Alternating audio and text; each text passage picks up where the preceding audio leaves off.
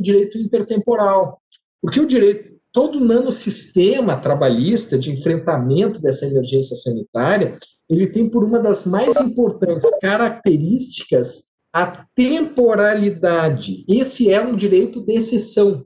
É um direito de exceção porque ele só pode ser aplicado durante esse momento excepcional de vida da humanidade. Então, o direito emergencial do trabalho é diferente.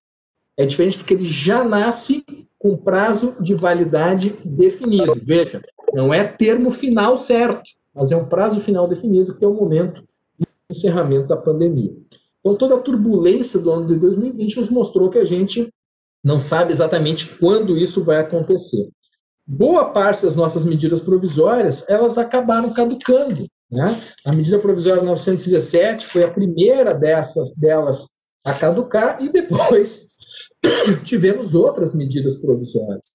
Mas essa caducidade precisa ser compreendida nos seus efeitos a partir de uma completude de análise do sistema jurídico e da necessidade de aplicação das disposições das medidas provisórias enquanto elas estiveram totalmente vigentes. E essa construção de compreensão, ela é complexa, é um dos temas, acredito que é mais complexo do direito emergencial do trabalho, é a definição das leis aplicáveis.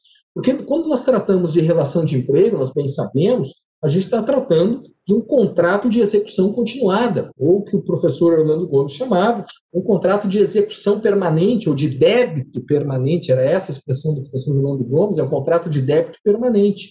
E os contratos de débito permanente, eles têm as suas leis, as suas normativas a serem aplicadas de forma muito mais complexa que um contrato de execução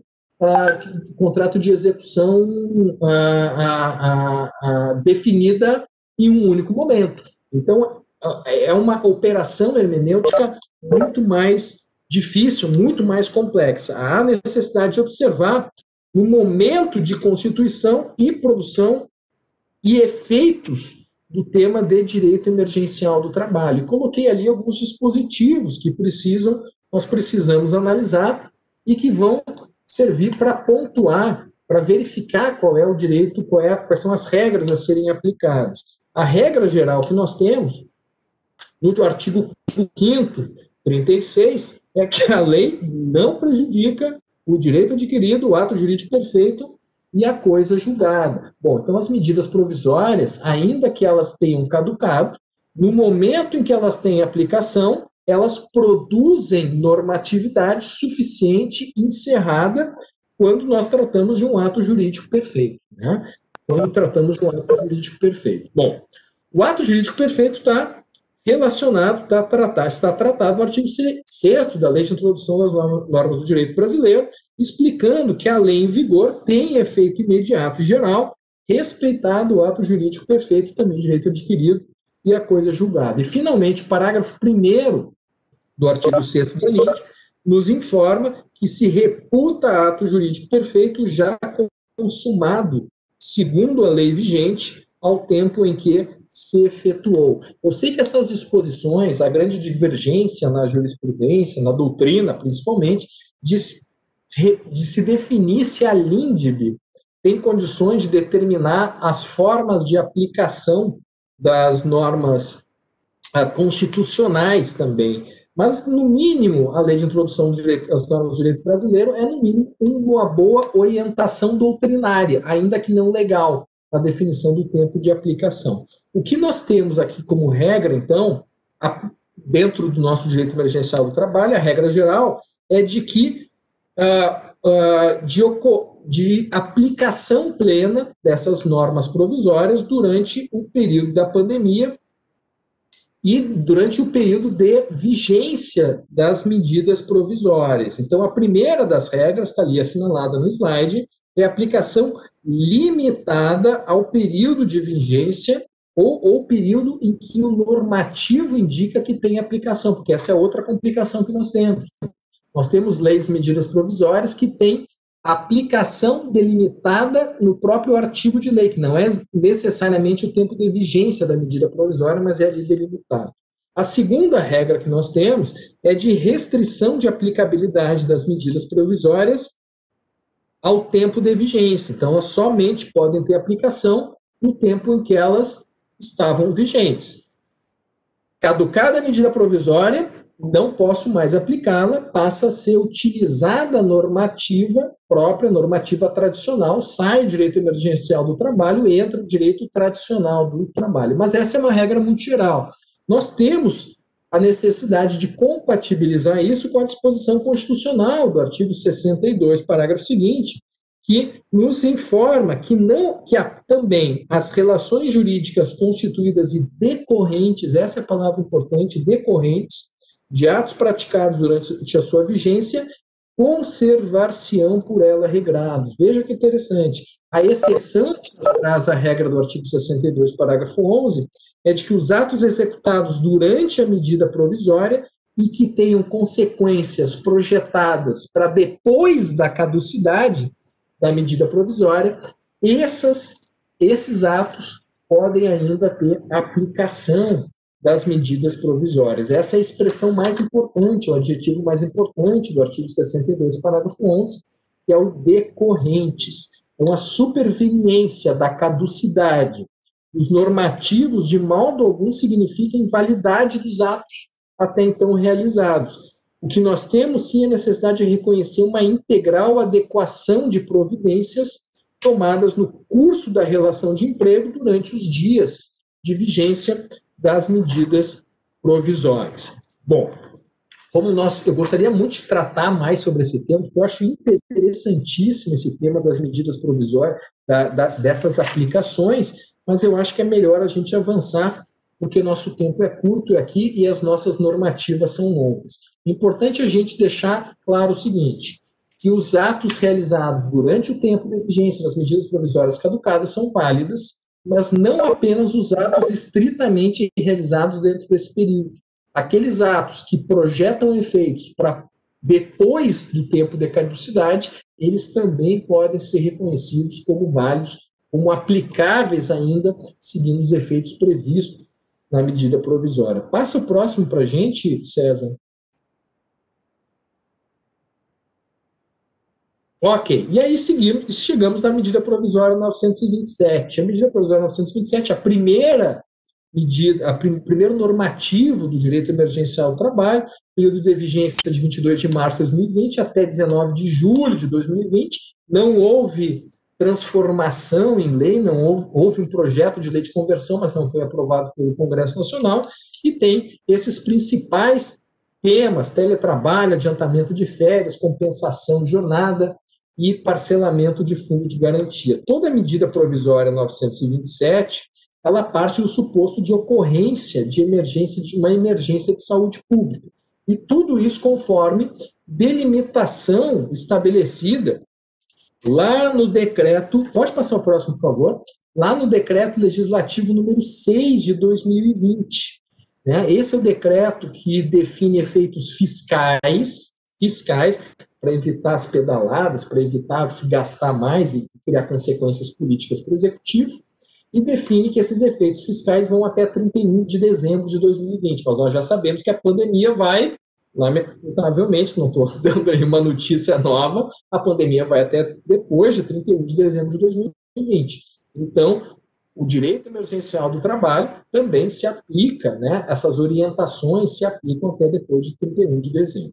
Além disso, a Lei 13.979 de 2020, que estabelece que será um ato do Ministério da Saúde que definirá os limites temporais da situação de emergência. Então, o Ministério da Saúde se obriga a definir o momento de encerramento da emergência de saúde sanitária, emergência sanitária, ouvida a Organização Mundial de Saúde. O escopo e interpretação teleológica da medida provisória 927 é a preservação de salário e sobrevivência das pessoas e suas famílias. Então, a medida provisória se define para necessidade de salvamento do emprego. São medidas de caráter meramente optativo, e aqui mostra a diferença da opção brasileira, né? Nós, no Brasil, definimos o direito emergencial do trabalho a partir de um cardápio de opções nas relações de emprego, não há quase não há regras obrigatórias nas relações de emprego, mas se coloca como opção. Né? Na Europa Ocidental foi um pouco diferente. E temos limitações temporais até 19 de julho de 2020, e necessidade de observar pontualmente as necessidades empresariais. Então, essas disposições da medida provisória 927 demandam análise, sempre análise pontual para verificar se há necessidade de utilização dessas medidas. Não existe, isso é importante que se frise, não há universalização aqui da situação de força maior trabalhista, que está prevista lá no parágrafo único. Parágrafo único aparece nesse slide, é no próximo ali, por favor. Obrigado, César. Então, da força maior trabalhista, né? Então, não existe universalização da força maior trabalhista, que está prevista no parágrafo único do primeiro artigo da medida provisória 927, e nos obriga a fazer algumas diferenciações de conceitos. A lei trata do estado de calamidade pública, faz referência ao artigo 501 da CLT, e o 501, então, que trata da força maior. Bom, é importante que a gente diferencie aqui, tenha claro, que nós não estamos tratando da hipótese do artigo 486 da CLT, que trata do factum principis. Eu sei que tivemos algumas confusões no início da pandemia, de algumas autoridades dizerem que a aplicação desse dispositivo da CLT eu não consigo ver. Não consigo ver essa aplicação, porque o factum principis depende de discricionariedade administrativa, e não é o que nós temos. Então, a redução de atividade econômica, diminuição de salários, todas essas dificuldades que nós podemos ter, não se trata exatamente de factum principis, porque não decorre de ato de autoridade pública, decorre sim de opções empresariais determinadas em larguíssima medida pelas circunstâncias de dificuldades econômicas. A força maior, ela autoriza, está lá no artigo 59 e 61, parágrafo 1º da CLT, autoriza que empresas que não tenham acordo de horas extras exigir horas extras, 2 horas extras diárias. Na prática, eu acho pouco provável que tenha esse tipo de aplicação, porque praticamente todo contrato de emprego, pelo menos os escritos, tem previsão de horas extras. Tá? Não há aplicação do artigo 503 da CLT, que se trata da redução unilateral de salário, porque a doutrina majoritária não, acho que a doutrina integral brasileira entende que não foi recepcionada pela Constituição Federal. O que nós temos, sim, é a força maior especial trabalhista, que ocorre nas situações de extinção da empresa ou extinção do estabelecimento. A força maior especial trabalhista, ela permite que o encerramento de contrato de emprego determinado pelas circunstâncias econômicas da pandemia permitam que haja o pagamento apenas por metade da rescisão trabalhista. E aqui a rescisão interpretada pelo TST, súmula 44, quanto à multa de 40% do FGTS, que passa a ser paga pela metade. Essa semana mesmo, um colega do Ceará me ligou não, ninguém mais telefona, né? Mandou mensagem, foi do WhatsApp, mensagem de áudio, perguntando se essa força maior, ela pode ser inferida, as circunstâncias da força maior, pode ser inferida ou precisa ser comprovada.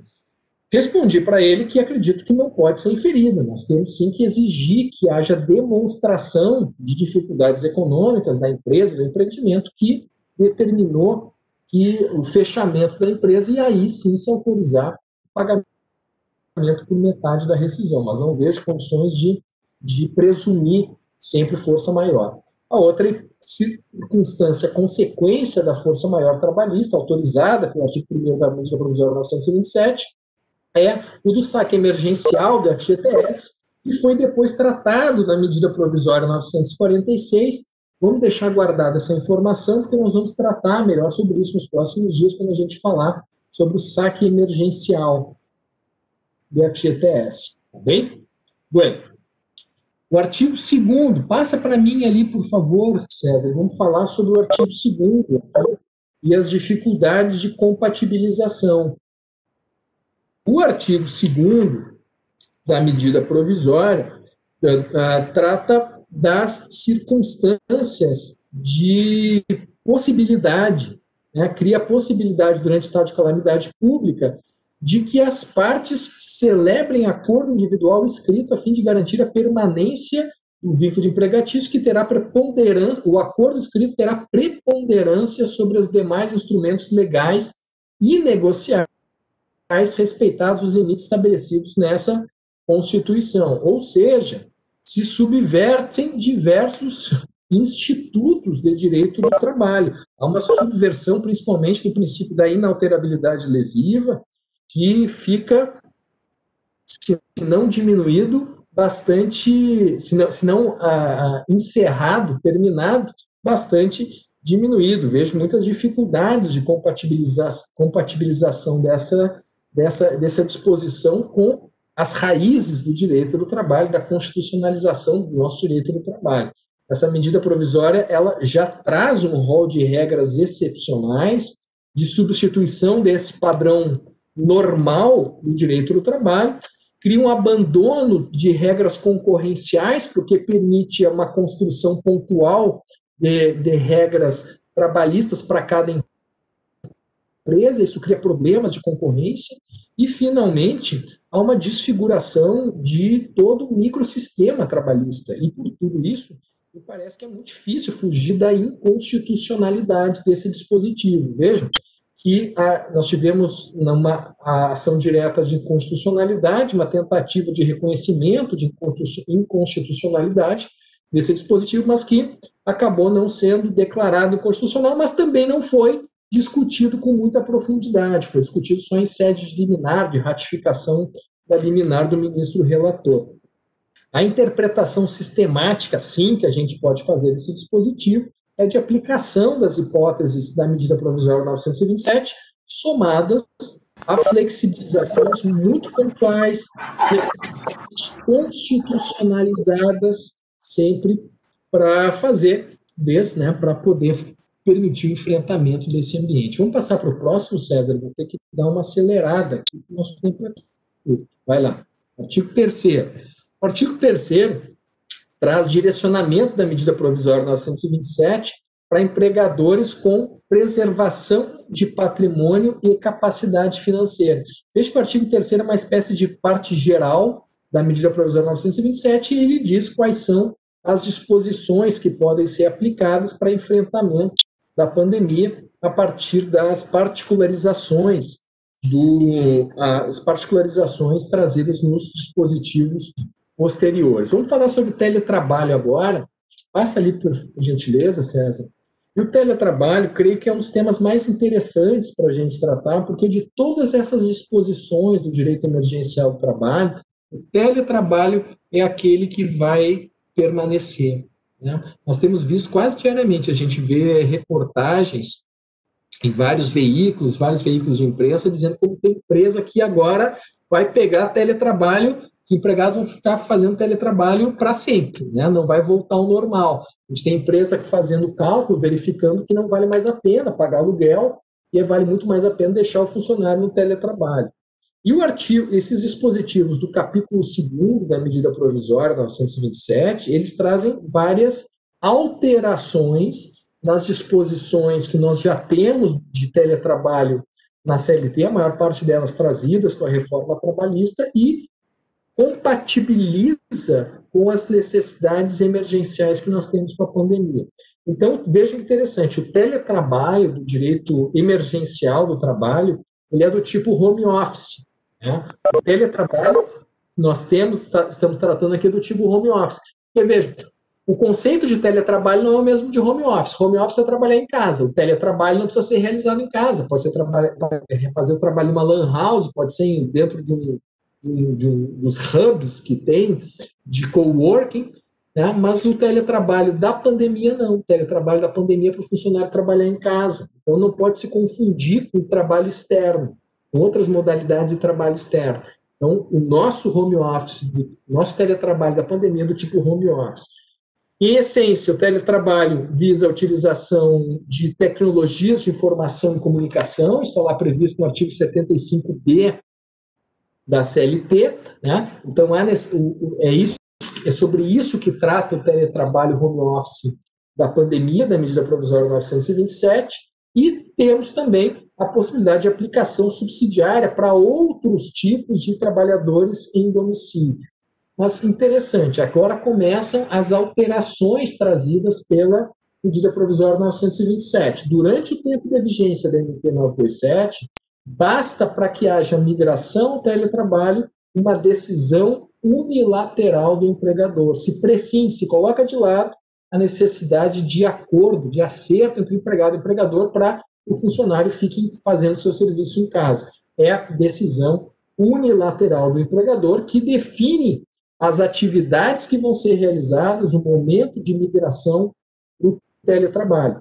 E é interessante esse tema pelas circunstâncias da caducidade, porque a partir da caducidade da medida provisória 927 se retomam as regras até então vigentes do direito do trabalho tradicional. Então, a partir da caducidade da MP 927, a partir de julho de 2020, há necessidade de que esse empregador que definiu unilateralmente a migração do seu funcionário para o teletrabalho, a partir deste momento ele vai precisar, a partir de 19 de julho, vai precisar do aceite individual do seu empregado, caso queira que ele permaneça em teletrabalho. Se não tiver o aceite, nós teremos uma situação de irregularidade. Bom, há alguns limites para o teletrabalho. Não é? Evidentemente, não é todo serviço que pode passar para o teletrabalho, mas somente aqueles que têm compatibilidade com o uso de ferramentas de informação e de comunicação instantânea.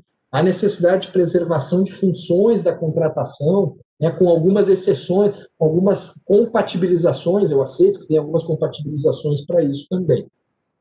E um dos temas que vai nos chamar mais atenção aqui, já está chamando, né, já vejo processos com isso, a preservação da residência e atribuições da vida familiar. A gente sabe como é difícil a gente manter teletrabalho dentro de casa, que o problema do home office é que o office vai para dentro do home, e a gente continua com as nossas demandas domésticas, as nossas obrigações familiares, e há necessidade de fazer essa compatibilização. Eu creio que aqui nós teremos vários processos a serem tratados. Os destinatários são qualquer trabalhador que possa ter o trabalho migrado, mas nós temos uma outra questão importante também que pode ser bastante objeto de processos, que é a colocação do teletrabalho como direito do próprio trabalhador. Né? Nós temos vários grupos de risco que podem demandar que sejam colocados em teletrabalho como meio de não serem contaminados. Então, mesmo o teletrabalho pode também ser visualizado como um direito de certos trabalhadores de demandarem essa passagem, desde que, evidentemente, não haja prejuízos para o empregador e possa continuar realizando o seu trabalho. Já tivemos alguns processos muito interessantes sobre isso, processos em que gestantes buscaram judicialmente, ordem judicial, para que sejam colocadas em teletrabalho, né?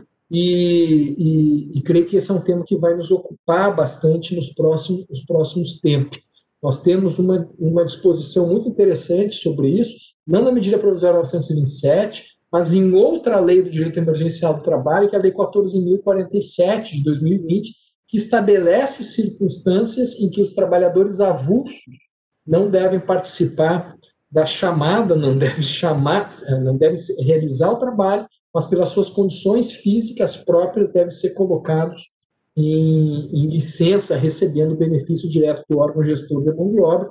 Creio que é possível fazer uma análise hermenêutica de transporte dessas circunstâncias também para a autorização do teletrabalho. Passa o próximo, por gentileza, César. O próximo dispositivo diz respeito a regras relativas à responsabilidade de aquisição de manutenção dos equipamentos. Então, a medida provisória 927, ela não subverte, de modo algum, as regras estabelecidas no artigo 2º da CLT, no artigo 75D da CLT, no sentido de que a responsabilidade pelas despesas de migração do teletrabalho, de equipamentos, de insumos, de infraestrutura, devem permanecer sendo com o empregador. Então, o trabalho segue sendo por conta alheia. É a regra básica do artigo 2º da CLT, e isso significa que as despesas, os instrumentos, são unicamente de responsabilidade do empregador. A flexibilização que dá a medida provisória 927 é outra.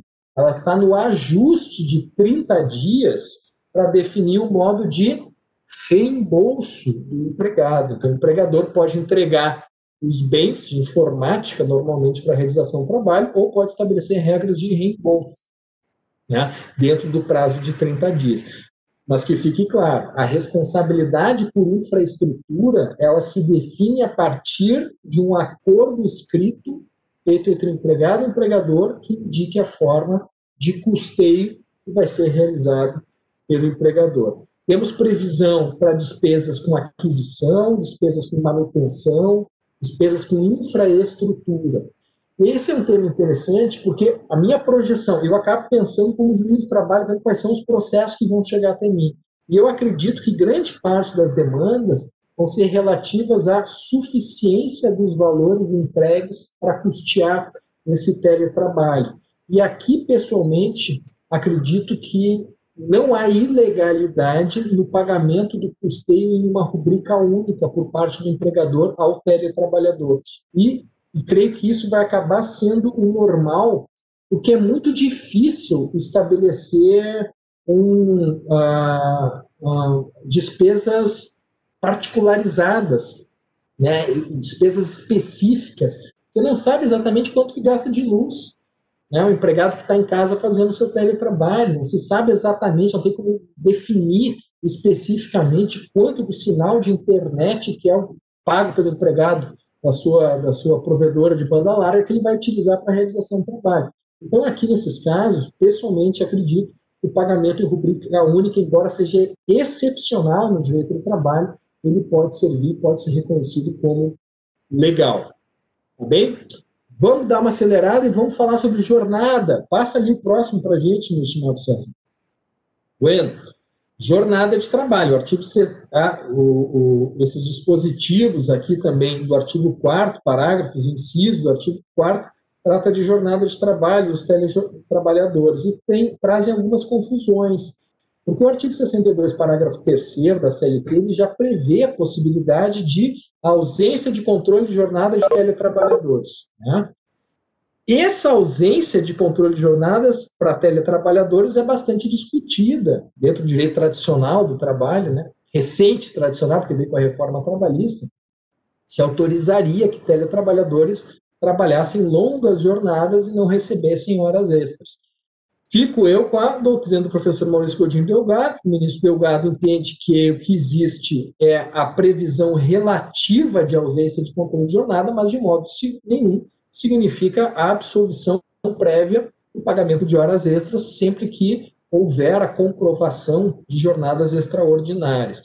Então, o que acredito que está tratando aqui é da repetição da regra do artigo 62, parágrafo 3º, e dizendo que não há obrigatoriedade de controle de jornada do teletrabalhador, mas, havendo demonstração de sobrejornada, se cria a obrigação constitucional de pagamento de horas extras, né? E temos uma dica, uma pista aqui, porque vejo que o próprio parágrafo 5º do artigo 4º traz a expressão de jornada de trabalho normal. Bom, se existe uma jornada de trabalho normal para o teletrabalhador, é porque se admite uma jornada de trabalho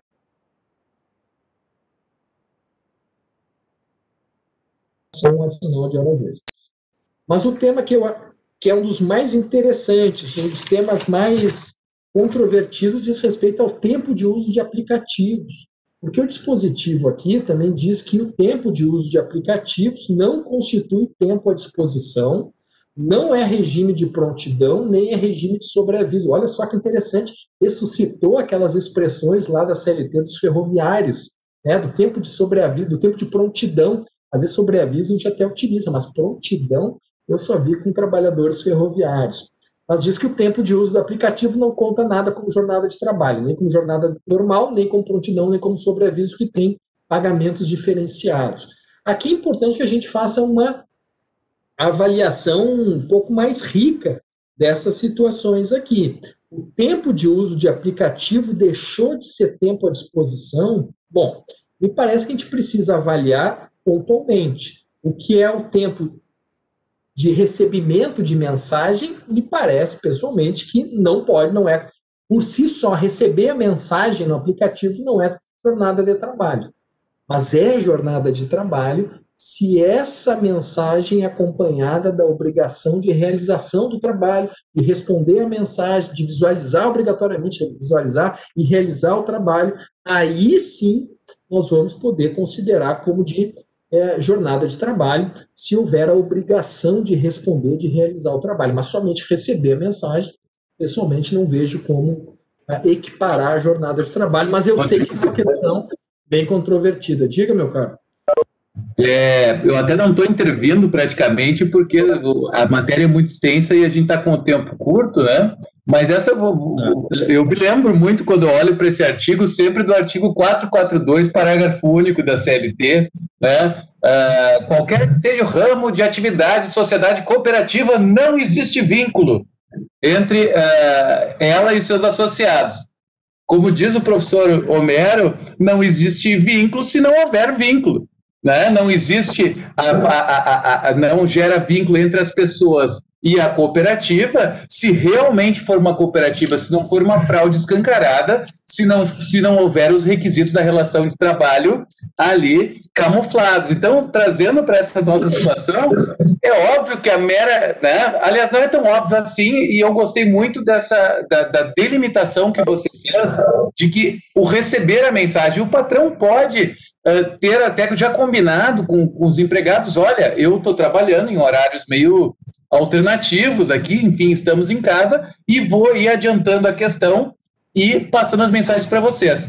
Mas a partir do momento que ele espere uma pronta resposta, a pessoa não está mais simplesmente deixando o celular quieto ali, recebendo aquelas comunicações, ela vai ter que estar à disposição para poder responder isso num tempo hábil. Se o gerente da empresa está com toda a equipe em casa, em teletrabalho, e fica mandando mensagens e espera que em 15 minutos, meia hora, todo mundo responda, a pessoa nunca vai conseguir descansar com a família, assistir algum filme, passear, enfim, ela vai ter que realmente estar à disposição.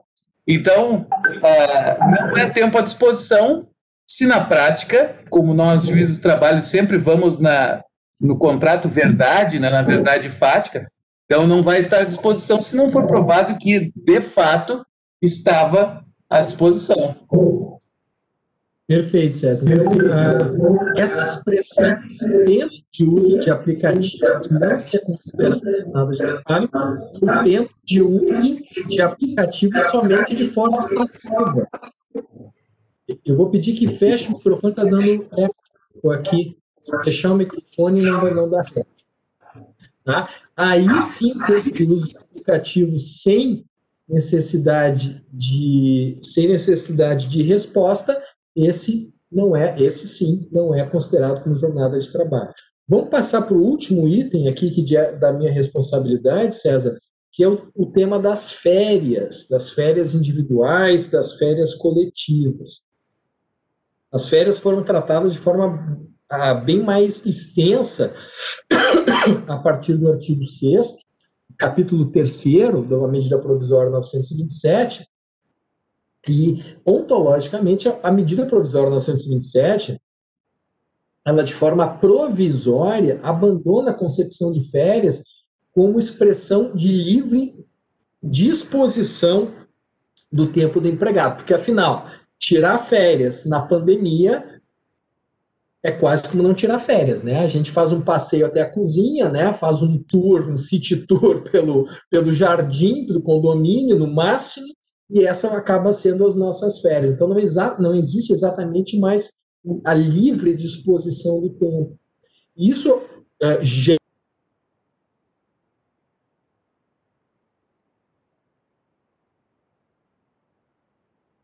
Deu uma travadinha ali, mas acho que já volta.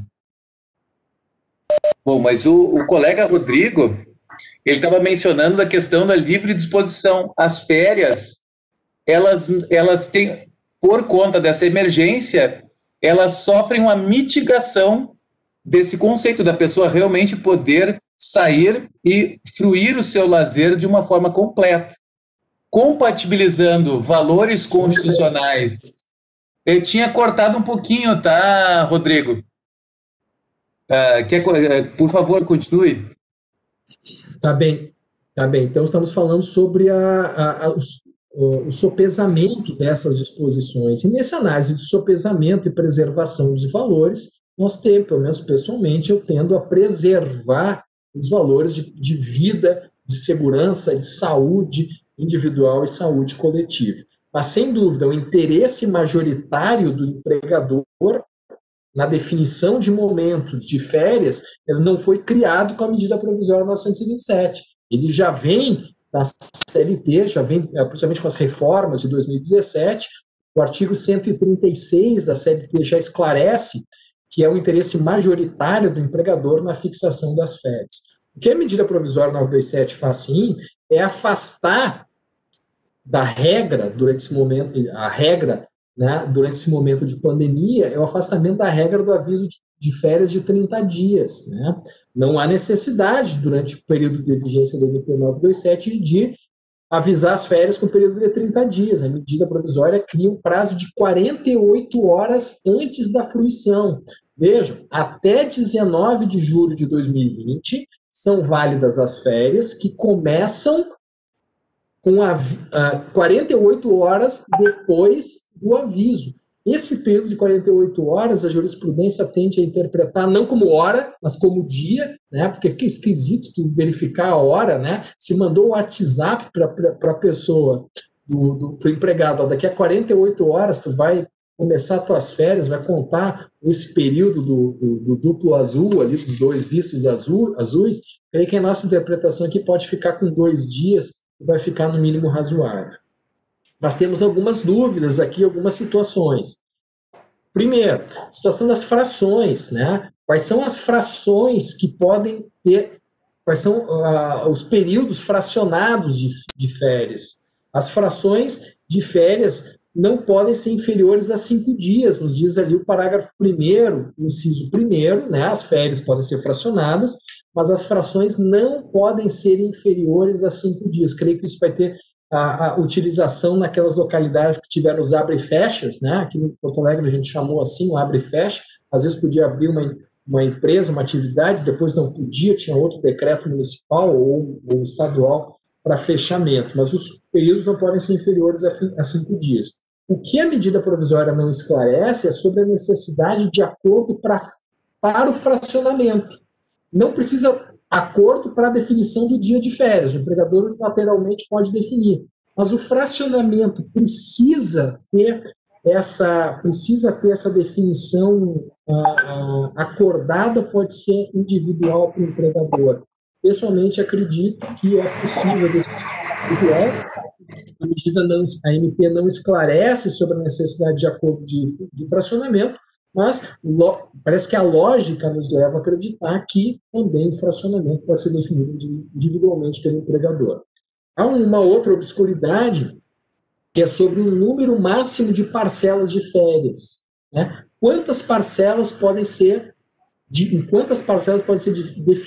divididas, né, as férias desse trabalhador? E aqui nós temos duas interpretações, ou duas opções interpretativas.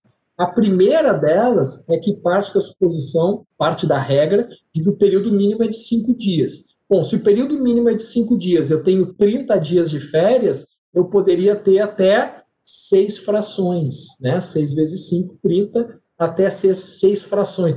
Ficam umas férias meio esquisitas, né? 6 frações de 5 dias. A segunda possibilidade de interpretação é de reconhecer que não há expressamente essa previsão na MP 927 e aplicamos a regra geral da CLT, que é o artigo 134, parágrafo 1º, que prevê até 3 frações de férias. Eu vejo essa disposição como mais segura, aplicável, razoável, essas 3 até 3 períodos de férias, sendo que nenhum deles pode ser inferior a 5 dias. Passa ali o próximo para a gente, César. Eu queria falar também sobre os períodos aquisitivos, e aqui estão as grandes alterações, a alteração mais pesada mesmo. Porque a medida provisória inova na medida em que permite que os períodos não completados, ou mesmo aqueles não iniciados, possam ser fruídos. Então, também tem, e além disso, tem dispensa de informação para o Ministério da Economia. Mas o mais importante aqui são essas 3 situações possíveis de férias. A primeira delas, os períodos aquisitivos completos. Começou a medida provisória 927, o empregado já tem um período aquisitivo completo, já tem 12 meses de casa. Como é que vai ser feita, como é que pode ser feita as férias dele? Primeira alteração, as 48 horas, tá? Se tem... Não precisa ter os 30 dias, em 48 horas tem um aviso unilateral do empregador, avisa, depois de 2 dias, 48 horas, começa as férias. Essa fruição de férias pode ocorrer tanto integralmente dentro do período de vigência da MP 927 até 19 de julho, ou pode começar antes de 19 de julho e seguir até depois de 19 de julho. Vai ser válida porque é ato decorrente. Lembra lá do artigo 62, parágrafo 11 da Constituição, permite que a medida provisória seja aplicada também para os atos decorrentes. E aqui vejo que o segmento da fruição de férias depois da MP 927, desde que ter começado no tempo da 927, é considerado como decorrente, é válido com aqueles, mesmo seguindo o regramento inicial da MP 927. Segunda situação, e aqui começa a ficar mais difícil. Segunda situação é a dos períodos aquisitivos vincendos, ou seja, não tem ainda os 12 meses, mas começou, né, tem parte do período aquisitivo de férias, já teve alguns dias de trabalho, não tem ainda os 12 meses do período aquisitivo completo. Aqui, de novo, comunicação possível em 48 horas. E é possível a fruição em 30 dias, não há de 30 dias de férias, porque se considera fictamente o período de aquisição parcial. É bem parecido com a regra lá do artigo 140 da CLT das férias coletivas para quem ingressa antes, para quem ingressa na empresa um pouco antes do início das férias coletivas. Então, nessa situação, a fruição, da mesma forma que a hipótese anterior, 48 horas, fruição completa ou parcial durante a vigência da medida provisória 927. Uma dúvida pode ficar, que é sobre o momento de reinício do novo período aquisitivo. Quando é que recomeça o período aquisitivo? Estava no período vencendo, usufruiu de férias, período aquisitivo ficto, encerrou as férias, tem que ainda fechar o período aquisitivo posteriormente do período aquisitivo já fruído, ou começa um novo período aquisitivo, né, reconhecido como fictamente cumprido na integralidade. Posição dos autores, né, César Prit e Rodrigo Trindade. Aplica o artigo 140 da CLT, inicia novo período aquisitivo, é como se tivesse, né, começando do zero, novo período de férias, período aquisitivo de férias a partir do encerramento dessas férias, ainda que elas tenham sido determinadas por período aquisitivo parcial.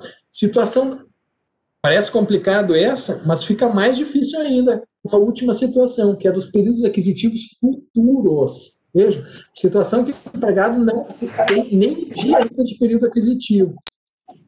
Também pode usufruir de férias, consideração ficta de todo o período aquisitivo. Então, nessa situação, a obscuridade maior que nós temos é sobre a possibilidade de passar mais de um ano sem fruição de férias, porque pensa, se o empregado tinha 0 período aquisitivo, é porque vai usufruir férias de período aquisitivo que não tinha nem dia de período aquisitivo, quer dizer que ele já fruiu um outro período de férias, um período aquisitivo parcial. Estão me acompanhando? Se ele vai usufruir férias de um período aquisitivo zerado, né, não tem nenhum período aquisitivo, é porque ele já fruiu, durante a medida provisória 927, um período aquisitivo parcial, no mínimo parcial, que ele já tinha. Então, nessa situação que ele tem 2 períodos de férias, né, emendados um no outro, se pergunta se ele vai ficar mais de um ano trabalhando para cumprir aqueles períodos aquisitivos, né, os 2 períodos aquisitivos. Né? 3 posições que nós temos sobre isso. Né? Né, tenho dúvidas aqui se há possibilidade disso e tendo a acreditar que não é possível ele fique mais de 1 ano sem férias, porque a regra constitucional é muito clara, que nessa regra constitucional as férias têm que ser anuais. Né? É difícil a gente fazer essa dobra da disposição constitucional da anualidade das férias. O último tema aqui, ainda de férias individuais, é em relação aos trabalhadores dos grupos de risco, lá no parágrafo 3º, está ali o parágrafo 3º, a definição dos trabalhadores pertencentes a grupos de risco. Eu vou encontrar nos regramentos estaduais e nos regramentos estaduais estão ali previstos quem são esses trabalhadores dos grupos de risco, e posso tirar também da Lei 14.047 de 2020, está lá no artigo 20, interpretação analógica. Ok? Vamos falar sobre, mais adiante aqui, sobre o artigo 7º, né? Que aí precisamos já irmos encaminhando para encerramento.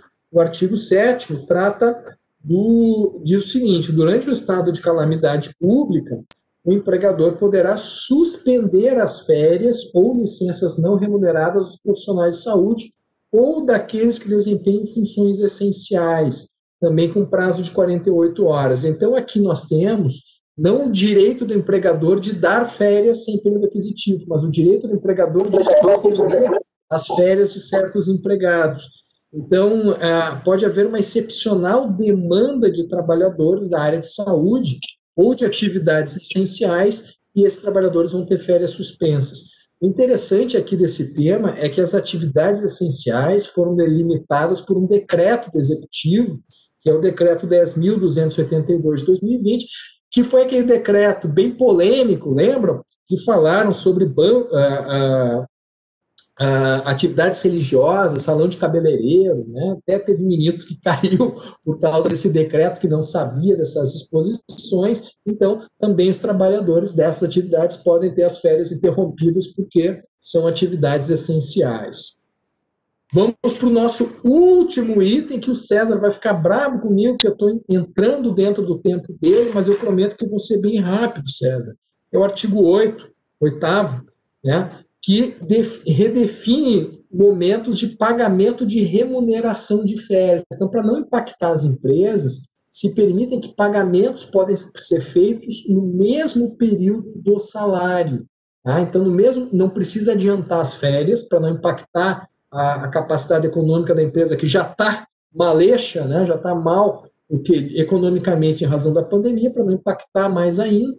Tem 2 grandes benefícios. Primeiro, que não precisa adiantar as férias, né, a remuneração de férias. Pode pagar no dia que normalmente paga o salário, como se o funcionário estivesse trabalhando. E o segundo benefício é o terço de férias, que pode ser pago após o período concessivo, junto com o 13º. Agora, daqui a exatamente um mês, em 20 de dezembro de 2020, as empresas que adiantaram férias para os seus funcionários é que vão ter que pagar, além do 13º, vão ter que pagar também o terço de férias. Situação obscura aqui, controvertida, que é o que vai aparecer nos processos. Obscuridade e situação de fruição de férias que ocorreu total ou parcialmente no período de vigência da medida provisória 927. Né?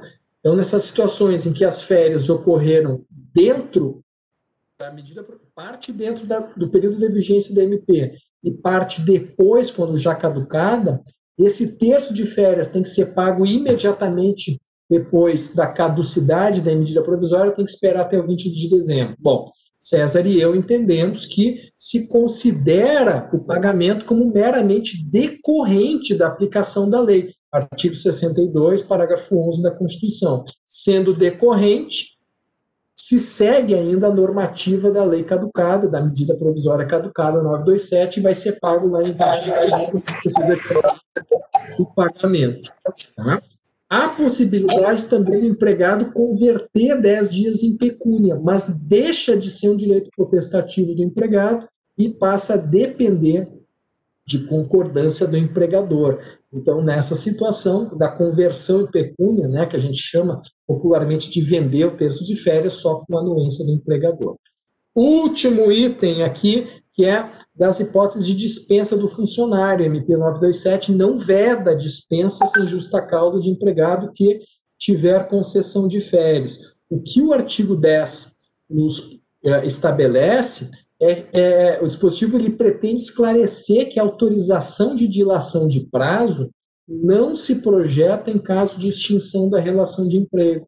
Então, a remuneração de férias deve ser paga junto com a rescisão. Não se mantém aqui o benefício de projeção do pagamento. Tem uma dúvida interpretativa aqui, uma obscuridade, duas, aliás, que vai dar problema. Primeiro, obscuridade, aplicação em qualquer situação de extinção contratual, ou também no pedido de demissão, porque vejam só o que o texto da lei, o texto diz assim, na hipótese de dispensa do empregado.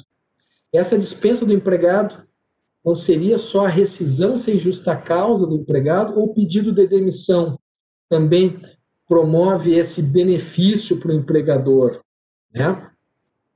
É uma situação obscura que vai nos demandar uma análise mais apurada e muito pessoalizada. A segunda situação do artigo 7º é de aplicação, a inquirição se é possível deduzir dos valores rescisórios valores já pagos a títulos de férias de períodos aquisitivos adiantados. Então, se o empregador adiantou o período de férias para o empregado, pagou as férias para o empregado, e depois despede o empregado, pode descontar da rescisão dele esse período de férias?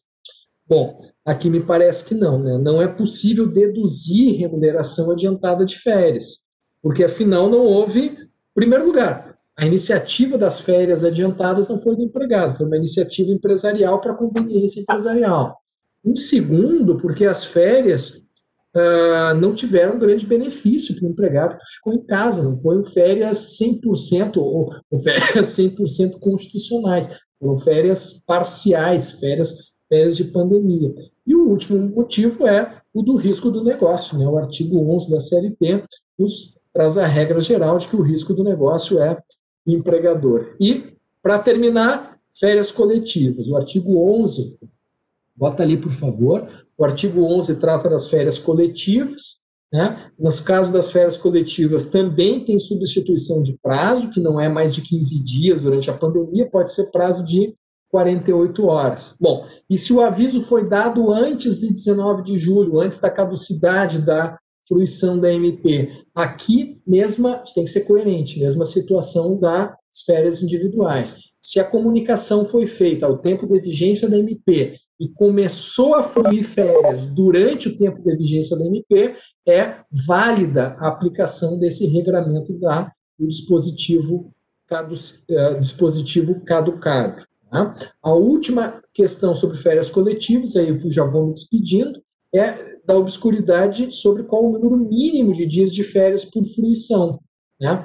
A CLT nos traz o máximo de 2 períodos mínimos de 10 dias, é uma das interpretações de utilizar a disposição da CLT. Segundo, de interpretar de que a medida provisória libera tudo, pode ser em 6 dias até, em 6 períodos, com 5 períodos, ou de aplicação do artigo 6º, parágrafo 1º, que estabelece um máximo de 3 períodos, sendo que um mínimo de um dos períodos não pode ser menos do que 5 dias. Creio que esse é a disposição que vejo mais forte para aplicação. E última das obscuridades, qual é o prazo para pagamento das férias coletivas? E vejam só, a medida provisória não fala do prazo de pagamento das férias coletivas, fala do prazo de pagamento das férias individuais, que é junto com o salário. Né? A CLT, sim, trata das férias coletivas, que diz que é 2 dias antes, né? Tem que adiantar. Qual que eu aplico? Aplico a disposição da CLT, que é a regra geral para as férias coletivas, ou a disposição específica das férias individuais, que também é específica para medida para o ambiente da pandemia. Creio que aqui que essa regra do 5º dia útil, junto com o salário, se mostra mais coerente, razoável e coerente com esse ambiente da pandemia e faz com que seja mais equânime, né? Tem coerência com a aplicação das disposições das férias individuais e das férias coletivas. Gente, são as minhas considerações aqui sobre esses primeiros itens, e César vai falar sobre férias, feriados, compensação de jornada e fundo de garantia. Então, agora levanta a placa, a substituição no time do Operário de Campo Grande, e entra César Pritt. Vai lá, meu amigo. Olha só, estava aqui assistindo a fala do colega Rodrigo Trindade. A matéria é muito rica, não tem problema a gente ter ultrapassado um pouquinho esse tempo, porque nós temos mais 2 encontros. Então, se porventura eu não conseguir concluir, essa realmente a medida provisória 927, ela é a mais complexa, ela tem um menu, ela tem um grupo de ferramentas, um grupo de medidas que foram facultadas, que na realidade a maior parte delas já existia, mas elas foram flexibilizadas para que o empregador pudesse disponibilizar elas conforme o caso. E até mesmo ele falou da questão de fracionamento de férias, e há situações em que houve decreto municipal fechando, abrindo, e agora aqui no Rio Grande do Sul tem bandeira verde, amarela, laranja e vermelha. E nós estamos oscilando entre a bandeira laranja e a vermelha. A laranja é uma abertura limitada das instituições, e o vermelho, o lockdown. Então, agora, a minha comarca aqui, por exemplo, Canoas, no Rio Grande do Sul, está em lockdown, porque superlotou a estrutura de leitos. Então, realmente é muito complexo, e essas várias ferramentas foram opções diferentes dadas aos empregadores para poder atingir o objetivo maior, que é manter a sobrevivência do empregado e a sobrevivência da empresa, né? Eu acho até que nós tivemos uma pergunta aqui no chat de um colega, que ela tem relação à questão de uso do teletrabalho no grupo de risco, que eu acho até que eu já vou responder rapidamente aqui, para não ficar tão distante, deixar lá para trás e ficar tão distante do momento que o colega Rodrigo tratou. Na minha opinião, a questão de grupo de risco, se teria um direito potestativo do empregado de ir para o teletrabalho, mesmo que isso fosse incompatível ou causasse prejuízo ao empregador. Até pode o colega Rodrigo falar um pouquinho sobre isso também, mas, na minha opinião, o empregado não tem esse direito potestativo, digamos assim. Se ele for de grupo de risco, talvez seja o caso, e a empresa não tiver um trabalho compatível com o teletrabalho. Se a empresa tiver, da mesma forma como existe a regra ali que nas férias, expressamente, o colega Rodrigo acabou de falar, nas férias o grupo de risco tem prioridade a ser deferidas as férias, eu entendo que para o teletrabalho, se a atividade da empresa é passível de teletrabalho, deve ser canalizado prioritariamente para as pessoas do grupo de risco. Mas há atividades que são mais chão de fábrica, ou etc. e tal, então não há como o empregador criar um posto de teletrabalho se é um perfil de trabalhador, por exemplo, que não é compatível com aquilo que está lá, tanto na CLT, quanto nos artigos aqui da MP 927, desse regramento, quer dizer, é um trabalho compatível com home office. Aí seria o caso de usar outras medidas, como, por exemplo, a redução de carga horária, ou melhor falando, a suspensão do contrato de trabalho tratada na Lei 14.020.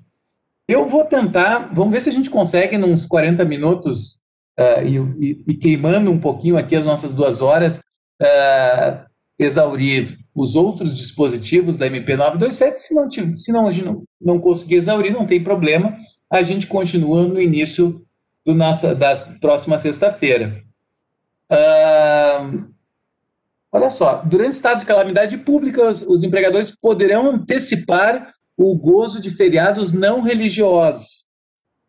Lembrando que, como a medida provisória ela caducou em 19/7, quem antecipou feriados até 19/7 antecipou, quem não antecipou, nós não podemos mais utilizar essa figura. Aqueles feriados que já foram antecipados, né, são ato jurídico perfeito. Uma coisa importante, veja só, feriados não religiosos, não era possível assim, essa antecipação para fins de compensação. Aqui, há a possibilidade de antecipação, mesmo por ato unilateral dos empregadores, desde que notificando por escrito, ou, enfim, papel ou meio eletrônico, preferivelmente meio eletrônico, para que o empregado possa manter o seu controle, saber o que ele está fruindo. Afinal, ele está fruindo banco de horas, ou ele está fruindo antecipadamente um feriado, depois, quando vier o feriado, ele vai ter que elaborar, quais feriados ele vai ter que elaborar. Então, é importante essa notificação por escrito do que ele está fruindo, certo? E esses feriados podem ser também usados para compensar saldo de banco de horas. Ou seja, digamos que aquele trabalhador ele já tinha créditos, já tinha lançamentos no banco de horas, sendo lançados aqueles feriados antecipadamente, isso vai gerar um crédito de horas. Então, se ele estava devendo horas antes, certo? E o empregador não quer, ele quer, digamos assim, zerar aquele banco de horas para poder se utilizar da figura do banco de horas negativo, autorizado pela medida provisória, que a gente vai colocar logo a seguir. Então, ele pode usar o feriado das duas formas. Ou deixa o trabalhador em casa e será aquele período laborado depois, ou ele não deixa o trabalhador em casa, mas apropria contabilmente no banco de horas para compensar com débitos que ele já havia lançado preteritamente. Então, assim, se forem feriados civis, decisão unilateral do empregador. Pegadinha aqui, se forem feriados religiosos, havia necessidade de concordância do empregado, até por questão de direito constitucional, de liberdade de culto, etc. e tal. Então, para aproveitar os feriados religiosos, somente se houvesse a concordância. E efeitos rescisórios, isso depois, se, digamos assim, se ele não tiver pago com o trabalho o dia do feriado, que ele já recebeu a folga antecipadamente, isso pode ser descontado na sua rescisão, da forma como autorizado pelo parágrafo 5º do artigo 477 da CLT, ou seja, limitado a 1 mês de remuneração. Mas vamos para o grande assunto aqui, que é a questão do banco de horas negativo. Geralmente o banco de horas vai ser positivo, ou seja, eu tenho aqueles... eu vou fazendo horas extras, geralmente os trabalhadores vão fazendo horas extras e ficando com crédito, né, com horas positivas no banco de horas. E geralmente a tradição é que as empresas poderiam, então, cobrar dos empregados trabalho, havendo esse trabalho extraordinário, mas sem pagar imediatamente como trabalho extraordinário e deferindo posteriormente folgas compensatórias. Aqui é o inverso. Se autoriza a que se dê as folgas compensatórias antecipadamente, lançando no banco de horas, para que isso seja pago num prazo bastante dilatado. Veja que os prazos tradicionais da CLT eram de 1 ano, em caso o banco de horas fosse previsto em norma coletiva, de 6 meses, caso previsto em acordo individual escrito, e por acordo tácito, ou de boca, como diz o outro, no mesmo mês, apenas para compensação no mesmo mês. Agora veja que, por acordo individual, escrito ou coletivo, o prazo fica 18 meses após o encerramento da pandemia. Ou seja, na prática, 24 meses, porque foi lançado lá a MP de abril, então, aliás, mais de 24 meses. Porque se nós pensarmos que a pandemia estava previsto de antemão o término dela para efeitos financeiros, acho que decreto legislativo 6 estava previsto para o final do ano, então este prazo de 18 meses passaria a correr a partir de janeiro. Só que temos o seguinte, como o Rodrigo muito bem disse, esses prazos não são fechados. Pode ser que haja um outro ato normativo, por exemplo, do Poder Legislativo, prorrogando mais ainda, digamos, porque na prática, vacina, não há no horizonte o sinal de uma vacinação em massa que faça esse contágio alarmante passar nos próximos 3, 6 meses, não se sabe.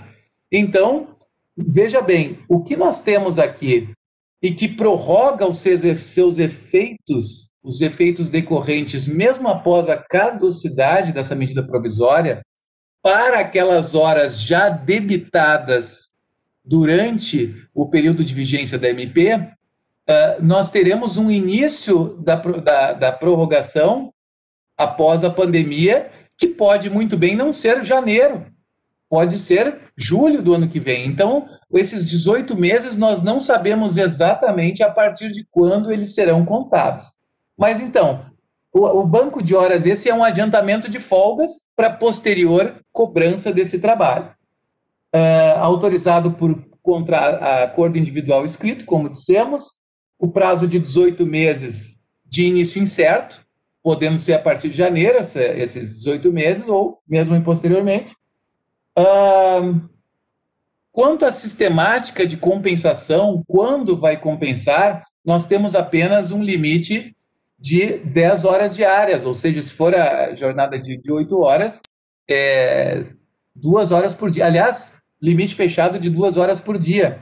Mas essa compensação, quando será compensado, isso é independente de convenção coletiva e acordo individual escrito. Mas o empregado ele fica totalmente na mão do empregador. Pode o empregador a cada dia dizer para o empregado, olha, amanhã você está compensando, né? Ah, mas chefe, e na semana que vem eu quero sair, eu tenho um compromisso assim, assim, assado. Não. Na véspera eu digo para você. Isso seria uma arbitrariedade, seria colocar um excessivo poder potestativo na mão do empregador.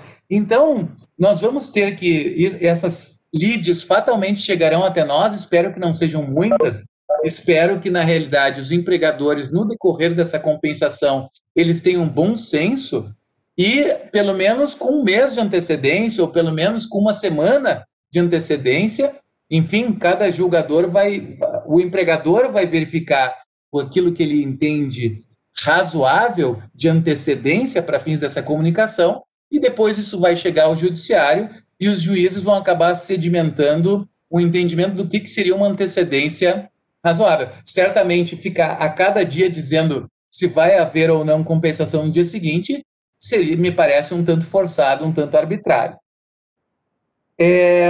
Questão dos exames médicos, aqui já começou a haver uma polêmica maior.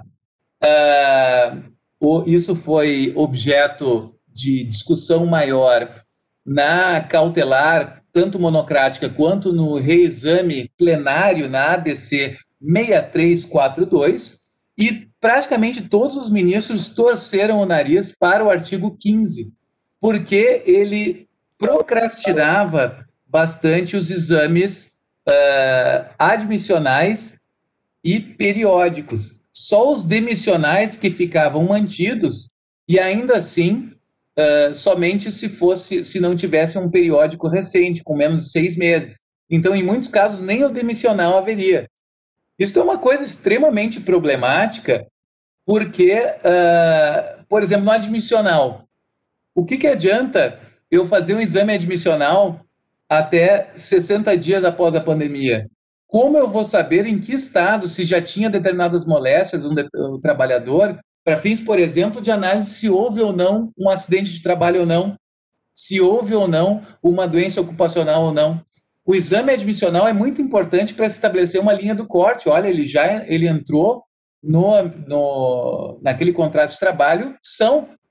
Então, é uma regra bastante problemática, e os ministros comentaram bastante essa possibilidade de declarar a inconstitucionalidade cautelar deste dispositivo, artigo 15, mas acabaram, entre mortos e feridos, digamos assim, acabaram se convencendo para manter a constitucionalidade, principalmente por este dispositivo aqui,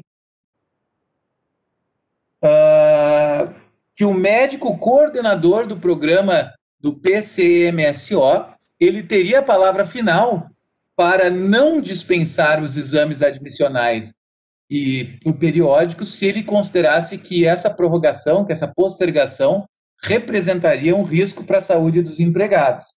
Então, por este motivo, a maioria considerou, ainda mais que era uma questão temporária, de alta excepcionalidade, e que o médico poderia, com a sua responsabilidade profissional, regular, modular isso, se ele entendesse que há risco. Então, eles acabaram não suspendendo cautelarmente este dispositivo. Uma questão interessante é que nós temos a Convenção 155 da OIT, no artigo 13, diz que se houver uma situação de risco para o trabalhador, por motivo que ele, de uma forma razoável, por motivo razoável, considerar que é um perigo iminente e grave para a sua vida ou saúde, ele pode promover uma greve ambiental. Ele pode se recusar ao trabalho e o conjunto de trabalhadores pode se recusar ao trabalho se entender que é um risco. Então, assim, veja que aqui nós estamos entrando numa seara de um núcleo duro da Constituição, que é proteção da saúde e segurança do trabalhador, que nós vamos examinar com mais profundidade ali no artigo 29. Aqui já fica beirando essa proteção, nós temos a questão do risco, e seria legítimo tanto, talvez, uma greve, se for considerado que é um perigo grave e iminente para a saúde do trabalhador, como é possível o trabalhador entender que há uma falta grave do empregador e se colocar numa situação, um pedido de rescisão indireta por falta grave do empregador. Aqui o artigo 16 é um artigo bastante conexo, também não foi declarado cautelarmente inconstitucional, que é da postergação dos treinamentos. Claro, os treinamentos seriam postergados para 90 dias contados da data de encerramento da calamidade pública. Novamente, nós temos essa questão de quando encerra a calamidade pública.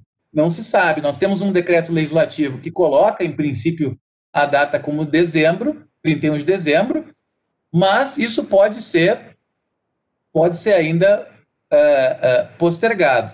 Só que, claro, tanto no artigo 15 quanto no artigo 16, nós temos um probleminha. A MP 927 caducou. Aí, como nós vamos interpretar isso? Duas possibilidades. Uma possibilidade é que aqueles treinamentos ou aqueles exames que já foram postergados durante o período de vigência da MP, eles continuariam com esse prazo de postergação,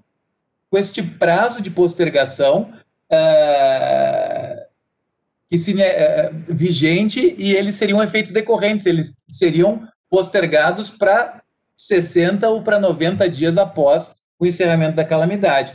Mas uma interpretação mais conservadora, e que é a que nós defendemos no livro, até porque isso trata de saúde e segurança do trabalho, que faz parte do núcleo duro do artigo 7º da Constituição, nós estamos interpretando de forma mais rigorosa que ao caducar a norma, nós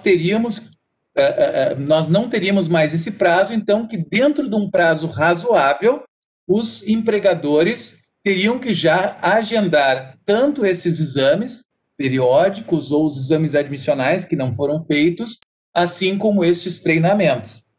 Uma questão ainda quanto ao treinamento... Só rapidinho, senhor, só para esclarecer por que a gente entende dessa forma, desse prazo razoável.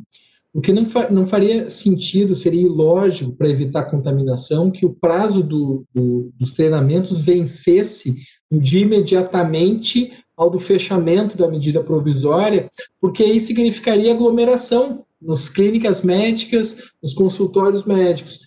Então, o entendimento de razoabilidade, de permitir que seja dado algum prazo razoável para a realização desses exames depois da medida provisória, eles fazem parte de uma interpretação coerente, uma compreensão de que toda a legislação, o direito do trabalho emergencial, ele deve ser relacionado, vinculado, justificado para a preservação da vida e não para fazer com que as pessoas se aglomerem mais para que tenham mais chance de contaminação. É isso, né?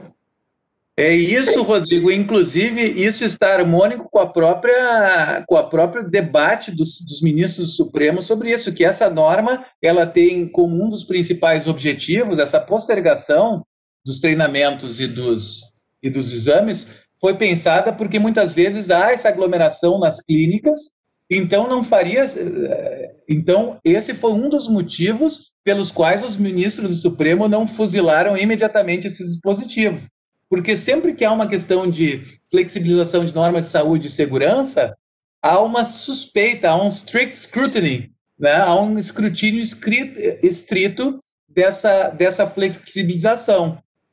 Então, neste caso, nessa ponderação, eles consideraram que, ok, há motivos razoáveis para haver essa flexibilização. Não faz sentido que daí, ao haver a caducidade da norma e ao retornar à obrigação de ter esses treinamentos e esses exames, que nós incorramos na mesma aglomeração. Ou seja, o que é razoável, aí vai seguir talvez a orientação do próprio médico do trabalho da empresa para haver um agendamento de modo que respeite os protocolos de segurança nas clínicas. Uma outra questão que não podemos deixar de falar é que há uma preferência pela virtualização. Na medida do possível, se esses treinamentos periódicos puderem ser feitos por EAD, há essa preferência, e me parece que mesmo havendo caducado a MP, esta regra aqui continua, de, se possível, se não houver prejuízo, de repente, aquele treinamento, há treinamentos que tem que ser feito com a máquina, que tem que ser feitos na prática, né? Mas se for possível, sem comprometer a segurança, nada impede que o empregador continue adotando o treinamento de segurança por EAD. Quanto às comissões internas de prevenção de acidente de trabalho, houve uma flexibilização, praticamente uma ultratividade dos mandatos que se encerrariam durante a pandemia. No caso, como a MP caducou, essa ultratividade, ela me parece que aquilo que foi provocado durante a MP estes dias de prorrogação são atos jurídicos perfeitos. Agora, dali de 19/7 para frente, me parece que não teríamos mais uma base normativa para continuar nessa prorrogação. E da mesma forma, as comissões, as CIPAs, com o processo eleitoral em andamento que tenha sido suspenso por conta da pandemia, claro, aí é um pouco mais complicado porque não se poderia determinar uma votação presencial que fosse gerar uma aglomeração. Teria que se fazer, me parece que não seria automática a reativação do processo. Deveria haver uma tentativa de reativar o processo, mas guardadas as devidas noções de segurança e tentando utilizar dos meios virtuais, se fosse possível. O artigo 18, nossa, este aqui foi um dos artigos mais polêmicos. A partir do momento que a MP foi editada, este aqui foi o artigo revogado com maior celeridade na história do país. Ele foi revogado, aliás, ele foi o mais rápido, porque teve o mais... Foi um que ele foi revogado pelo Twitter, é um método inovador de revogação de normas do nosso governo, isso é o sinal dos tempos, né? Nós tivemos, depois nós vamos comentar, uma outra revogação que foi em poucos dias a portaria do Ministério da Saúde, considerando a Covid como doença ocupacional, também foi revogada muito rapidamente. Vocês vejam que as coisas estão muito aceleradas durante a pandemia. Mas vamos lá, esse aqui foi fortemente esse dispositivo aqui. Primeiro, deixa eu dizer o que ele fazia. Ele continha... E aí eu tenho que dizer, eu não gosto de usar adjetivos em falas técnicas, mas esse aqui era pura maldade. Ele utilizava uma figura existente na CLT do treinamento, da suspensão do contrato para capacitação, que na CLT ele não tinha grandes problemas, grandes prejuízos, porque seria uma coisa negociada de igual para igual entre entidades empresariais e os sindicatos. Então, de repente haveria, olha, nós estamos, para não demitir em massa trabalhadores, nós vamos fazer uma compensação financeira e colocar os trabalhadores no excesso de mão de obra por um tempo em programas de capacitação. Não vão ficar nem parados, vão estar se capacitando e não vão ficar na mão em termos financeiros, porque o sindicato vai, nesse acordo coletivo, garantir que eles não morram de fome. Aqui não. Aqui eu só fico com a parte do treinamento, né? Tem que oferecer o treinamento, mas veja só, aqui está a pegadinha, a maldade, no parágrafo 2º, o empregador poderá, se for muito generoso, ele poderá deferir uma ajuda compensatória mensal, definida livremente, não entre negociação entre o trabalhador e o sindicato, entre o empregador e o sindicato, mas na negociação, abre aspas, livre, entre o leão e a sua presa. Né? Desculpe eu fazer essa metáfora, mas a gravidade desse artigo 18 foi vista por todos, inclusive a própria grande mídia já viu que, na prática, essa negociação não existiria, seria assina aqui ou estarás demitido, e que os trabalhadores poderiam ficar neste programa de qualificação por até 4 meses, e como a renda seria facultativa, eles poderiam, em tese, ficar até 4 meses sem renda nenhuma. Então, este era o dispositivo de suspensão do contrato, era a suspensão mesmo, sem qualquer desembolso pelo governo, como estavam em vários países desenvolvidos e também países em desenvolvimento, os governos emitindo essas medidas. Né? Até o Rodrigo teve um artigo muito bom sobre isso, falando sobre os vários países que estavam editando normas, gastando bilhões, gastando trilhões para que a sua sociedade sobrevivesse à pandemia. Enquanto que o nosso governo ele publicou uma medida provisória onde poderia deixar os trabalhadores, sei lá, 1 milhão, 2 milhões, 20 milhões em casa por até 120 dias sem qualquer fonte de renda. O que causaria isso? Causaria o caos, causaria talvez quebra-quebra nas ruas, saque do comércio, né? Ou seja, haveria uma desagregação do tecido social.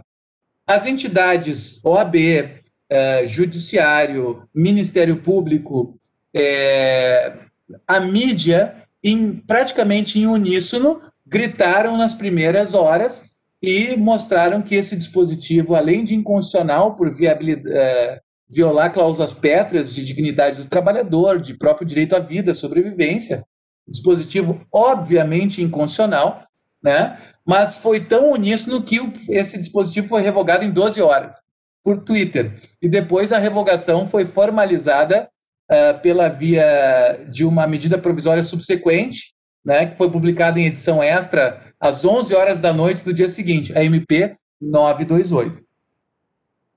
Mas, enfim, esse dispositivo do artigo 18, ele gerou a medida provisória 936, que daí foi muito mais bem pensada, e com aportes governamentais, com subsídios governamentais para garantir a renda do trabalhador, ainda que não a renda total, mas a renda pelo menos o suficiente para ele sobreviver, calculada com base no programa, na faixa de renda do Programa de Seguro-Desemprego. Veremos no nosso próximo encontro com mais vagar. Vamos para o artigo 19. O artigo 19 ele foi um refresco para os empregadores dentro deste menu de ferramentas para manter a sobrevida da empresa e dos empregos, postergando postergando 3 meses de competência do FGTS e parcelando. Eu acho que o governo, como todos nós, pensou que no segundo semestre a coisa já estaria melhor encaminhada e que as empresas estariam retornando para uma certa normalidade. Então, isto foi esses 3 meses de competência do FGTS, eles foram parcelados para 6 meses, a contar do dia 7 de julho, ou seja, durante o segundo semestre, durante os 6 meses do segundo semestre deste ano, haveria o pagamento o depósito dessas 3 competências do FGTS. Então, ele é, na realidade, uma carência de alguns meses para essas 3 competências, a ser parcelado em 6 vezes, sem juros, sem acréscimos, desde que pago tempestivamente. Haveria a obrigação de prestar, assim como no imposto de renda e vários tributos federais, há a autodeclaração do quanto é devido e há uma fiscalização e penalização caso essa declaração seja falsa ou a menor, ou caso o contribuinte, caso o devedor tributário seja omisso, né? Então, aqui, nesse caso, o empregador poderia simplesmente deixar de recolher estas 3 meses de competência do FGTS, desde que prestasse as informações de que está optando por essa carência até 20 de junho, certo? Aí, é um instrumento para qualquer empresa, independente da faixa do patamar de faturamento, do porte da empresa, né, sem qualquer outra formalidade, sem ter que firmar contrato. A única formalidade seria efetuar a declaração pelos sistemas próprios até 20 de junho. E a caducidade, o que fez com este parcelamento? Eu entendo que a caducidade não impactou esta regra, porque quem já se aproveitou desses 3 meses de dilação de pagamento e já efetuou a declaração, a autodeclaração, nos moldes do artigo 32 da Lei 8.212, vão ser apenas efeitos decorrentes do ato jurídico perfeito. O ato jurídico se aperfeiçoou com a autodeclaração. Então, eu vou ter os efeitos decorrentes previstos no parágrafo 11º do artigo 62 da Constituição. O colega Rodrigo gosta muito da metáfora das unhas crescendo. Rodrigo, eu não sei se a gente convencionou, nós íamos ou não falar do Zé do Caixão. Não. Agora eu já falei, então, né? Enfim, é como se fosse que a pessoa, digamos assim, a pessoa que falece, ela continua com alguns efeitos decorrentes do seu metabolismo, mesmo falecido, no caso a MP caduca, tem alguns efeitos decorrentes, cresce cabelo, cresce unhas, né? Mas, enfim, uma metáfora fúnebre só para a gente descontrair um pouco. Precisa melhor para isso. A gente precisa pensar melhor nisso. Pois é. No artigo 21, nós temos ali a questão... César, se tu permite rapidinho... Quer fazer um comentário? Fazer um comentário bem rápido, porque, de fato, né, nós temos esse posicionamento de entender que o vencimento, a caducidade da medida provisória 927, ela ainda assim permite a continuidade do pagamento parcelado, seguir o mesmo parcelamento previsto na MP. Na prática, isso significa que o empregado, mesmo não tendo seu FGTS depositado, mas seguindo-se o parcelamento de acordo com o MP, esse empregado não pode alegar justa causa do empregador. Não pode alegar que o empregador incorreu em justa causa pelo não depósito do fundo de garantia. A outra posição doutrinária, eu já vi gente defendendo isso, é que a partir do mês seguinte à caducidade da MP, a partir de 19 de julho, já venceu todas as parcelas daquele FGTS inicialmente parcelado. Isso pode causar um problema muito grande para o empregador, né?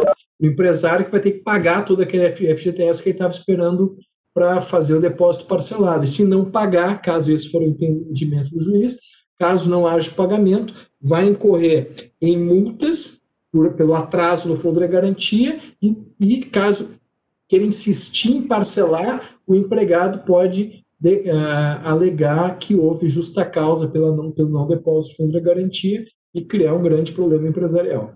É isso. Então, vejam só, colegas, é provável que algumas ações dessas todos nós receberemos. Porque, assim como neste dispositivo, vários outros dispositivos da MP 927, eles possibilitam mais de uma interpretação. Então, vejam que ambas as interpretações bastante razoáveis e, ao final e ao cabo, nós teremos que decidir, optar e vai ter que haver uma certa uniformização de jurisprudência. Acho que nós vamos passar os próximos 3 ou 4 anos, sem querer puxar brasa para a uniformização de jurisprudência, que eu acabei de apresentar para vocês o curso, mas fatalmente está aí mais um fator de gênese de dissensos mil. Senhores, ali, a questão se pedir demissão ou se for demitido, o parcelamento se extingue e tem que haver o recolhimento imediato. Tem que haver o recolhimento imediato na conta vinculada daquilo que estava pendente. Então, veja só, se for feito esse recolhimento, não vai haver penalidades, mas se ele não fizer o recolhimento nos prazos legais, pagando junto com as verbas rescisórias, aí sim vai sofrer multas e encargos e vai sofrer o bloqueio dos certificados de regularidade do FGTS. O que ocorre da mesma forma se ele estiver com o parcelamento em andamento, certo? E não adimplir. Outras medidas interessantes, elas têm a ver com a questão administrativa e principalmente nos primeiros meses, que todos nós fomos muito impactados com a suspensão das nossas atividades presenciais e levamos muito tempo para nos adaptar. Então, aqui foi encaixado medidas de conveniência administrativa para que, como o órgão administrativo talvez estivesse com dificuldade de apreciar e renovar as certidões, automaticamente os certificados de regularidade estavam prorrogados por mais 90 dias. Claro, já passou isso, mas, enfim, pelo menos pegou aquele período inicial. E houve uma suspensão de contagem do prazo prescricional do FGTS por 120 dias, até porque as entidades, os auditores, enfim, as entidades fiscalizatórias não estariam atuando tão diligentemente nessa fiscalização, até mesmo muitas empresas estariam fechadas. Então, para que não fossem prescrevendo essas competências, se suspendeu por um tempo a prescrição. Aqui, nós já estamos nos encaminhando quase para o final. Eu não sei agora se nós... Bom, deixa eu falar aqui do banco de horas positivo, né? E para o restante, a questão da constitucionalidade, eu acho até que a gente deixa para o próximo encontro, né, Rodrigo? Para a gente... porque como nós temos mais 4 horas, eu acho que estamos tratando com o necessário vagar, porque as matérias são complexas, e acho que não seria conveniente correr com a matéria ou segurá-los aqui até 18h30, horário local, porque nós temos, enfim, essas 6 horas e não há problema nenhum se nós avançarmos um pouquinho. O que tu acha, Rodrigo? Acho uma boa. Encerrar por aqui e retomando aqui. Então, vamos fazer o seguinte, eu vou só apresentar, então, que é um assunto conexo com os assuntos que foram tratados hoje. Vou falar do banco de horas dos estabelecimentos de saúde, e daí, de repente, a gente encerra e abre a partir do artigo 28, artigo 27 e 28, no nosso próximo encontro. Aqui, vocês vejam que os estabelecimentos de saúde, eles não precisam ter a sua força de trabalho colocada em casa. Eles precisam, antes, pelo contrário, foram convocados, no mundo inteiro isso aconteceu, de serem convocados os profissionais de saúde, até mesmo em férias, para trabalhar mais. Teve gente que, a gente viu várias reportagens, houve muitos casos em que estavam praticamente dormindo, morando nos hospitais, na verdade. Então, assim, foi bastante forte essa regra, permitindo, utilizando o tradicional banco de horas positivo, ou seja, as horas trabalhadas a mais, elas geram crédito no banco de horas, mas permitindo a extrapolação dos limites habituais. É um pouco polêmico, mas o próprio Supremo Tribunal Federal, na ADI 6342, olhou para esse dispositivo aqui e, em princípio, ao menos em nível de verossimilhança, não suspendeu a sua eficácia. Por quê?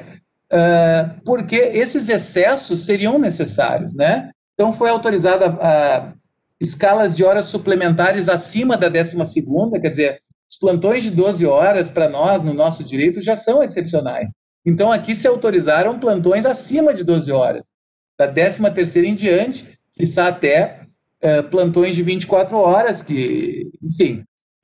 E outra questão, permitindo, além da segunda hora extra por dia, para quem tem jornada de 8 horas, permitindo que se faça 11, 12 horas, né? Enfim, extrapolando o limite de 2 horas diárias tradicional, utilizando a questão do artigo 61 da CLT, a necessidade imperiosa, enfim, está caracterizada aqui, está no próprio artigo 1º, se eu não me engano, da MP 927, a questão de se tratar de um caso de força maior.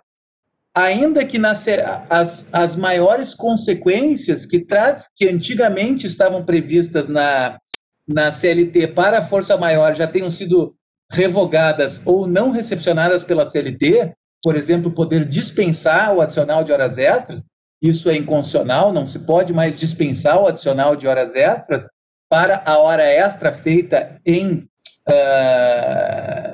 necessidade imperiosa ou força maior. Algumas consequências perduram. E uma dessas consequências é esta aqui, do artigo 26, de poder haver uma compensação, inclusive extrapolando o limite de 10 horas diárias.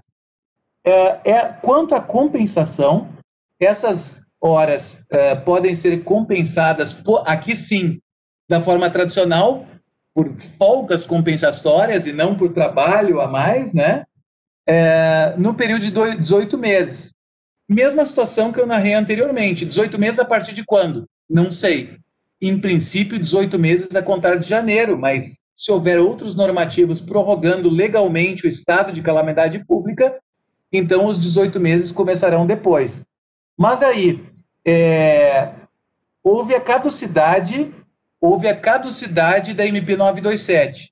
Isso afeta alguma coisa para as horas extras, as horas de banco de horas que já foram creditadas durante o período de vigência da MP 927 até a caducidade no dia 19? Não. Aí estamos naquilo que o professor Rodrigo disse, da questão dos efeitos decorrentes. Ou seja, aquilo que se colocou na caixinha, aquilo que se creditou no banco, durante aquele período segue as regras daquela época, tempus regit actum. Então, vão ter o período de compensação de 18 meses após a calamidade. De prático, o que a gente poderia pensar para recomendar para os empregadores e que nós do Judiciário vamos estar recebendo? São 2 bancos de horas separados. Um é o banco de horas do período da MP 927, que ele tem prazos, tanto o banco de horas negativo quanto o banco de horas positivo, ele tem um prazo de compensação diferenciado de 18 meses após o encerramento da pandemia. Para as horas que foram creditadas ou debitadas a partir do dia 20 de julho, aí seguimos vida normal em termos dos prazos de compensação já previstos de forma clássica na CLT.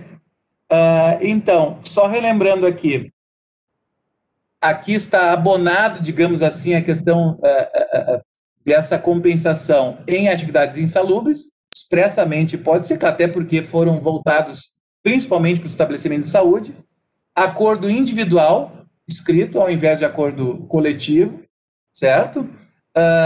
Ultrapassando mesmo os turnos de 12 horas, 12 por 36, e permitindo um prazo de compensação diferenciado. E aqui, uma questão mais polêmica. Só para os profissionais da saúde ou todos aqueles que fazem funcionar a máquina dos estabelecimentos de saúde? Nós defendemos na nossa obra que todos, e é a doutrina majoritária, que todos aqueles que fazem o estabelecimento de saúde funcionar, até mesmo os terceirizados, mas o pessoal administrativo, recepcionistas, escritório, a parte financeira, todo mundo é vital para que o estabelecimento de saúde funcione, né? E talvez precise, para manter esse estabelecimento aberto em horas de forma mais intensa, talvez seja necessária a prorrogação de suas jornadas também. Senhores, eu encerro a minha fala aqui pelo artigo 26 e 27, para que... Por favor, Rodrigo, pois não? Só um item aqui, porque isso vai dar confusão, porque é uma imprecisão do texto aqui da medida provisória 927. Veja, o inciso 1º do artigo 26 diz que a prorrogação da jornada de trabalho ela deve ocorrer nos termos do artigo 61 da CLT. Ok? O problema aqui é que ele não especifica qual das duas prorrogações tratadas no artigo 61 da CLT. Porque o artigo 61 da CLT, ela trata de duas prorrogações. Ela diz o seguinte, tem o parágrafo 2º e o parágrafo 3º do artigo 61. No parágrafo 2º, as prorrogações são até 12 horas, mas é para serviços inadiáveis. No parágrafo 3º, é um caso de força maior e é até 2 horas a mais por dia. Veja, o artigo 26, parágrafo 1º, não está dizendo qual das duas se é até 12 horas ou mais 2 horas. O que nós entendemos aqui é que é até 2 horas, porque o mais 2 horas do parágrafo 3º do artigo 61 é para a hipótese de força maior. E essa é a situação do artigo 1º da medida provisória 927. Então, não pode o estabelecimento de saúde exigir até 12 horas por dia, mas ele pode exigir mais 2 horas por dia. Isso é interessante porque quem faz 12 por 36, então, na prática, não ia poder ter prorrogação. Não ia poder prorrogar, porque já fez as 12. Por isso é que a gente tem que entender que aqui está fazendo referência não ao artigo 61 da CLT, mas está fazendo referência ao artigo 61, parágrafo 3º da CLT. Tem uma imprecisão da redação da MP 927. Vejam, colegas, que nós temos elementos explosivos. Certamente, nos próximos 2, 3, 5 anos, de tédio não morreremos, né? Vamos nos proteger para não morrer de Covid, né? Mas de tédio nós temos a certeza absoluta que não morreremos. Eu não sei, Rodrigo, se tu quer dar uma palavra de encerramento, ou se já encerramos. Podemos encerrar, você falou muito bem, César, de tédio não morreremos, e como disse a ministra Rosa Weber, no julgamento da DI, depois da pandemia do coronavírus, é bem provável que nós teremos uma pandemia de judicializações. E para isso a gente precisa estar preparado estudando aqui como hoje. Então, só queria deixar um abraço aí para todos, agradecer de novo a organização, professora Fabiane, professor Flávio Riga, doutora Neiva, doutor Nasser aí que estão aí conosco. E logo voltaremos para a nossa segunda aula. Estou bem feliz aqui de dar essa aula aqui conosco, com vocês. Faço meus esses agradecimentos também.